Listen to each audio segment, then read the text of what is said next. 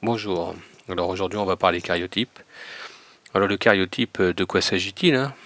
Alors si on regarde ici, il vous est présenté un cariotype.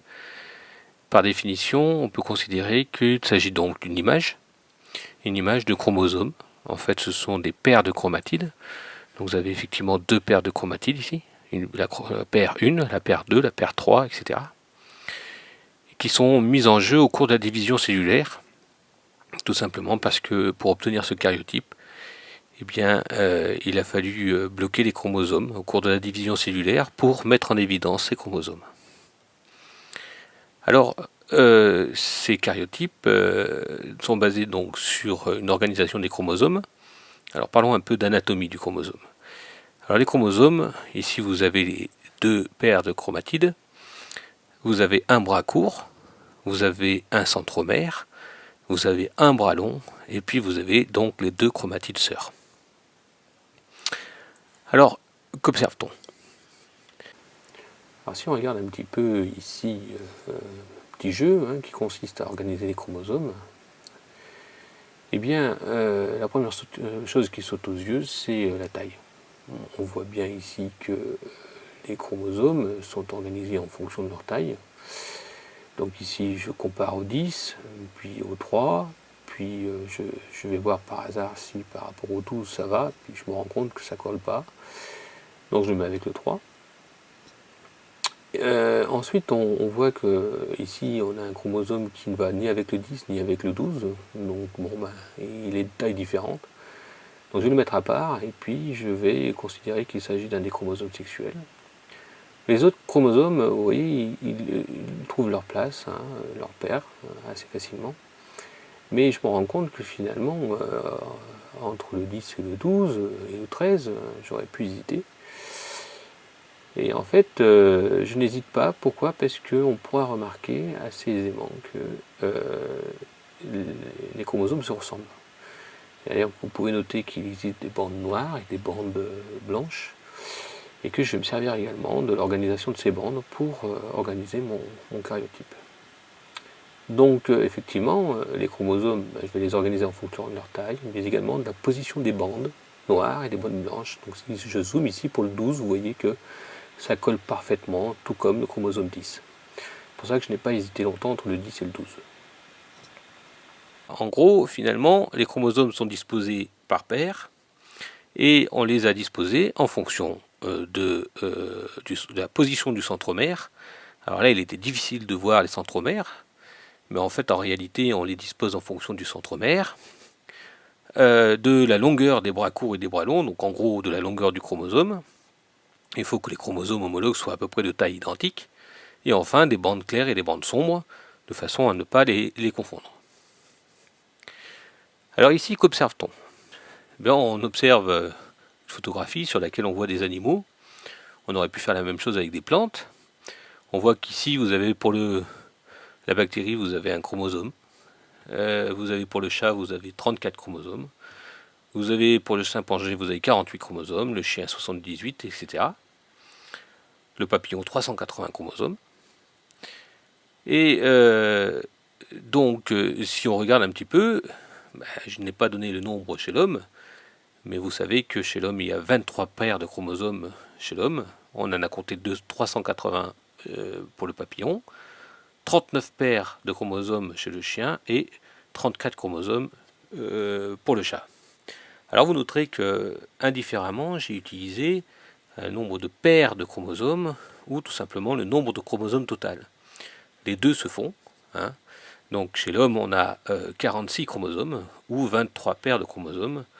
Les deux se disent, donc sans différence.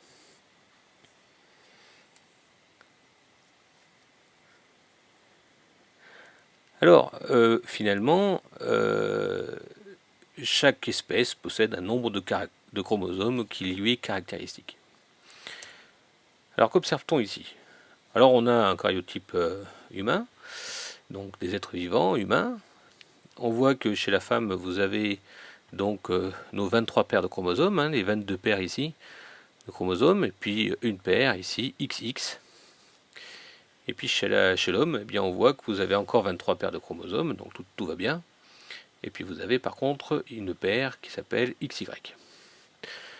Donc pour faire le résumé, eh bien, le karyotype est bien formé de 22 paires de chromosomes qu'on appelle des autosomes, et que la différence entre un homme et une femme eh bien, se fait au niveau du chromosome sexuel, des chromosomes sexuels qu'on appelle les gonosomes. Alors chez la femme, finalement, elle est XX, et chez l'homme, elle est XY. Enfin, il est XY. Donc chez l'être humain, l'analyse du karyotype permet d'associer le sexe chromosomique de l'organisme en cohérence avec son sexe morphologique et physiologique. Alors ici, qu'observe-t-on? Eh bien, on remarque que, quelle que soit la nature des cellules, vous avez une cellule nerveuse, vous avez des cellules des neurones, bon, vous avez un karyotype, voilà, enfin un karyotype à partir de neurones.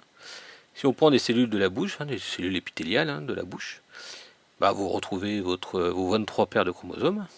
Donc, si on regarde, on compare les deux karyotypes ici, on ne voit aucune différence. Il s'agit clairement donc d'une femme, d'accord, XX. Puis si on prend une cellule œuf, on pourrait supposer que c'est une cellule œuf qui est à l'origine de cet organisme complexe, et bien l'autre, on retrouve exactement le même karyotype. Donc en fait, en résumé, le karyotype de l'individu est le même, quelles que soient les cellules de cet individu. Donc le karyotype est caractéristique d'un individu. Alors finalement, à quoi ça peut servir de faire un karyotype? Alors un karyotype, ça sert à déterminer le sexe. Donc de façon évidente, on vient juste de le voir. Il est facile de déterminer s'il s'agit d'un homme ou d'une femme. Ça peut avoir un intérêt, notamment pour un dépistage. Par exemple, il y a des maladies dont la prévalence est plus importante pour un sexe ou pour un autre. Donc il peut s'avérer utile de déterminer le sexe avant la naissance. Alors ensuite, ça permet de déterminer des anomalies du nombre de chromosomes, donc une anomalie assez connue, c'est la trisomie 21. Alors ici, on voit un karyotype, donc il s'agit donc d'un garçon. Donc là, en l'occurrence, ça ne correspond pas à la photo. Mais enfin bon, vous avez quand même ici un garçon, avec 3 chromosomes, ici, vous voyez, 3 chromosomes 21. Alors la trisomie, il existe également la trisomie 18. Ici, vous voyez que vous avez un individu avec 18 chromosomes. Donc vous avez ici le chromosome X, le chromosome Y, donc il s'agit toujours d'un garçon. Et puis vous avez donc également des monosomies. Donc par exemple ici, il y a un chromosome X, et puis il lui manque le chromosome Y, ou il lui manque le deuxième chromosome X. Donc clairement, il lui manque un chromosome. Et donc il s'agit de ce qu'on appelle des monosomies X. Donc ça peut être également donc, de déterminer des anomalies du nombre de chromosomes. Alors, on peut également déterminer des anomalies de structure. Si on regarde ici un karyotype de plus près, et on peut voir qu'au niveau du chromosome 12, eh bien, il lui manque un bras, enfin un bout de bras, c'est ce qu'on appelle une délétion.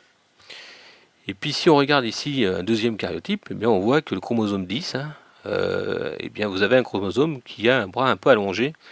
Il s'agit donc d'une insertion. Voilà, donc ça, ce sont des anomalies de structure. Alors le karyotype de cellules tumorales peut s'avérer également intéressant. Donc le cas le plus facile à décrire, c'est le cas des chromosomes Philadelphie. Donc dans ces cas-là, on voit par exemple que il y a eu au niveau du chromosome 9, eh bien, il y a un gène, peu importe son nom, puis au niveau du chromosome 22, il y a un autre gène, peu importe son nom. Et dans le cas d'un chromosome Philadelphie, eh bien, sur le 22, on voit que eh bien, ils se sont échangés quelque chose. Donc une partie du chromosome 22 est passée sur le chromosome 9. Donc celui-ci, vous voyez, il s'est allongé. Donc il y a une anomalie ici clairement de structure. Et puis le gène ici du chromosome 9 est allé à la suite du gène du chromosome 22. Et ce gène, ces deux gènes fusionnés, sont caractéristiques de ce qu'on appelle un chromosome Philadelphie. Alors ça peut s'avérer intéressant parce que la détermination donc, de ce type de karyotype tumoral permet d'assurer un diagnostic et de faire des hypothèses pronostiques sur la gravité potentielle ou d'évaluer des efficacités thérapeutiques. Donc voilà l'intérêt de ce type de karyotype. Bon, alors comment on fait un karyotype? Alors le point de départ, c'est la prise de sang. C'est la prise de sang ou l'amniosynthèse dans le cas d'un fœtus. Alors tout commence par une prise de sang, donc je disais, une prise de sang, on prend le sang et on le met dans un milieu de croissance, d'accord? Donc on va stimuler comme ça la mitose. Et puis on va bloquer la mitose à l'aide d'un produit chimique qu'on appelle la colchicine, donc ça va bloquer la mitose. On va récupérer comme ça les cellules, et ces cellules, donc les cellules du sang, les cellules de sang, eh bien, on va les mettre en présence d'une solution saline de façon à essayer d'exploser les cellules, entre autres. Et puis on va donc récupérer ces cellules qui sont éclatées a priori, et on va zoomer à l'aide d'un microscope. Et on va réaliser donc une observation microscopique. Et on va faire un cliché photographique, vous avez vu, on a fait un cliché photographique.